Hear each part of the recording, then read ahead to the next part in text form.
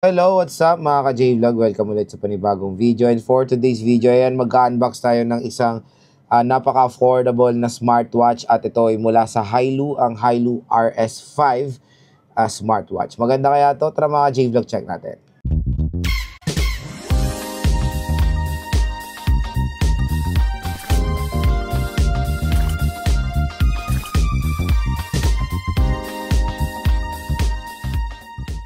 Then mga ka-J-Vlog, kung interested kayo mag-purchase nitong Hailu RS5, nandito yan sa gilid ng ating video. Nandiyan. View products dito.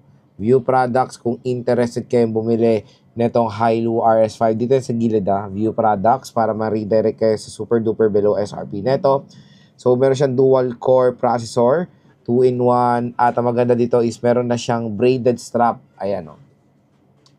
So meron siyang authenticity check para ma-check nyo kung legit ba yung binili nyong product. Sa likod is ito yung mga features niya. Meron siyang 2.01 AMOLED display. Meron siyang 150 workout modes. Pwede siya sa Bluetooth call, voice assistant, 9-day battery life. So matagal ang battery nito and health monitoring. So open na natin itong Hailu RS5.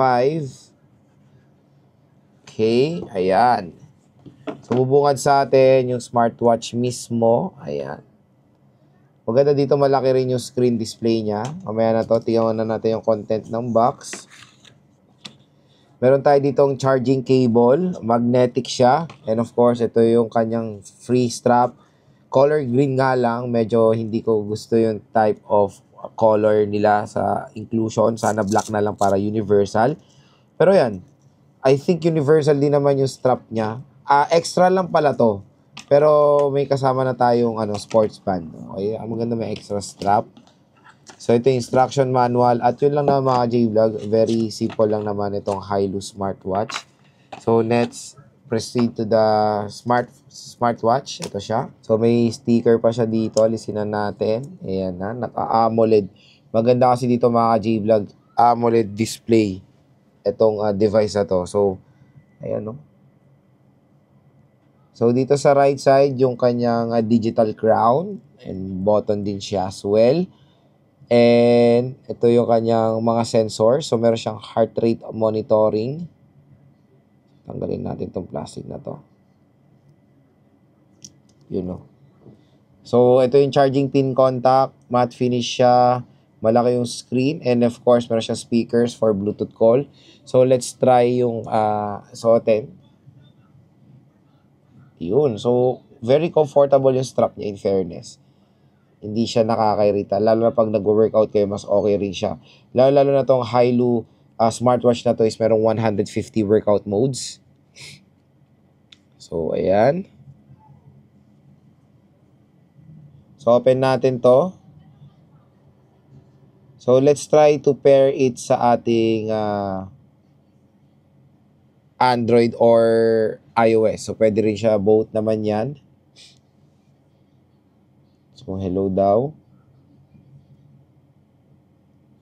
So, yan. Kailangan natin ng QR. So, yan. Meron scan QR para i-pair sa device. So, pair muna natin siya. So, I think pwede lang siya sa Android. So, Android devices lang pwede itong Hailu smartwatch. Kasi pwede lang siya for Google Play or download the app directly. So, Google Play na lang tayo. So, Hailu Fun. Let's check sa iOS kung meron yung application. So, yun mga ka-J-Vlog, pwede rin pala sa iOS yung Hailu natin na smartwatch. Just download the application na Hailu Fun. So, dito natin siya i-connect sa ating Android na lang. Download nyo yan, Hailu Fun. Okay, sign in. So, yan, iscan na natin siya. So, camera permission. Ayan, scan na natin yung QR niya. Yun. Turn on. So, allow. So, yun. Kailangan lang natin application to pair the smartwatch. Hindi siya yung bara-bara agad na naka-open. Pero yun, after naman na na-pair, ayan na. Okay na siya. Allow mo lang. Turn on natin para mag-call. Ang maganda dito, pwede kayong tumawag nga. So, pair natin siya sa Bluetooth. So, ayan. Very siya. Simple lang naman siya. Ayan, continue na raw sa watch. Okay na, apply settings, start using yung smartwatch. Ayan na siya. So, ito, explore muna natin yung application niya. So, sa application niya, marami rin tayong pwede magawa dito or ma-setup, parang Apple Watch lang din. At meron tayong face gallery. So, pwede tayong mamili ng mga watch faces.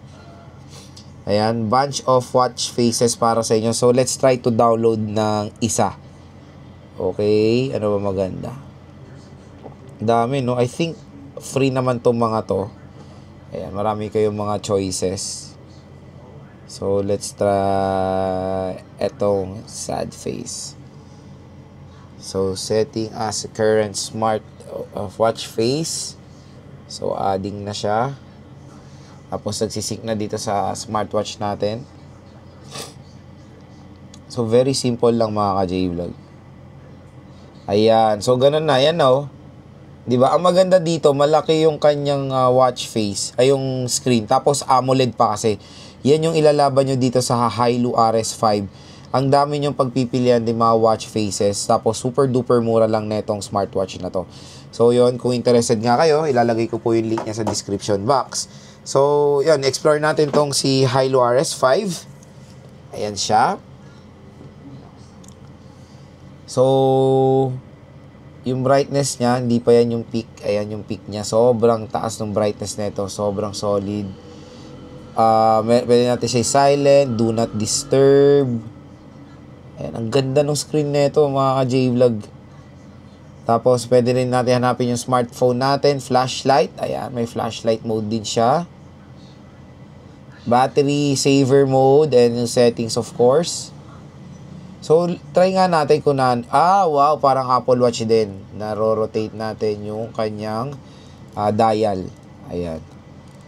So, watch face theme. Ayan, pwede tayo mamili sa mga watch face na nakaset na dito.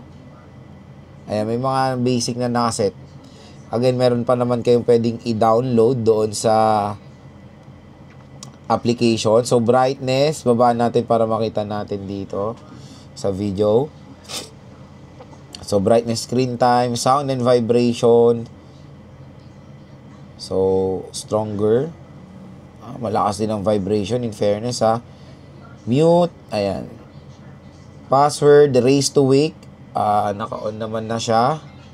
Do not disturb and settings. Ayan yung mga settings niya. So, ito yung menu ng ating smartwatch. So, pwede nga tayo mag-call. Ang maganda sa smartwatch na to is universal yung strap niya. Pwede kayong bumili sa online. Ayan, may certain lang naman siyang sukat. Okay, so yun nga, meron tayong call, daily activities, heart rate. So, try natin yung mga sensors niya kung gaano siya ka-accurate. Okay. So, heart rate. Ayan. 60 beats per minute, 62. Ayan siya. Tapos, meron din tayong stress indicator, workout mode. Ito yung workout mode. Marami siyang iba't ibang mga modes ng workout. Cycling, hiking, mountain, greening, and rower. Marami. Eh, syempre, meron tong IP rating. Pwede itong malublob sa tubig. Ayan. Other sports. I think may swimming dito eh.